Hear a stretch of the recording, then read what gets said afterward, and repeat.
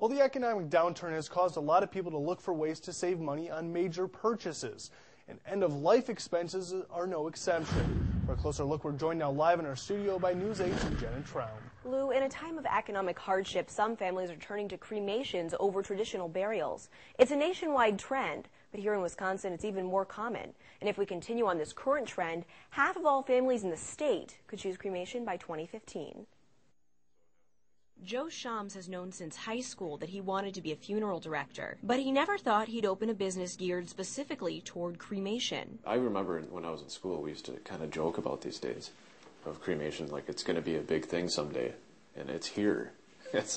To me, that's just amazing. He opened Cooley Region Cremation Group about 2 years ago, where 90% of the families he serves want their loved one to be cremated. Rising demand for cremation is a trend we're seeing across the country, but Wisconsin is projected to have an even higher cremation rate than the national average. Since 2001, the percentage of cremations nationwide was expected to increase from about 27% to 39%. In Wisconsin, it went from 28% to nearly 42%. Funerals are expensive, and cremation is less.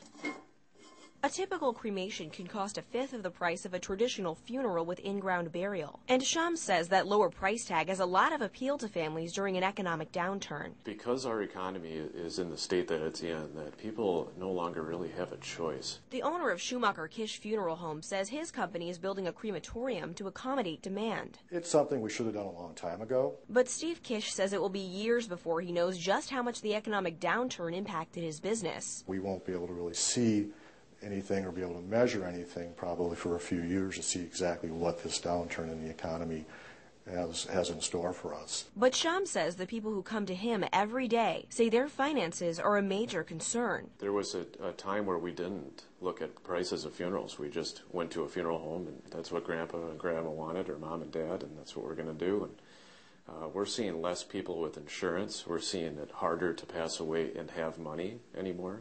And all of these are figuring in on why cremation is so popular today.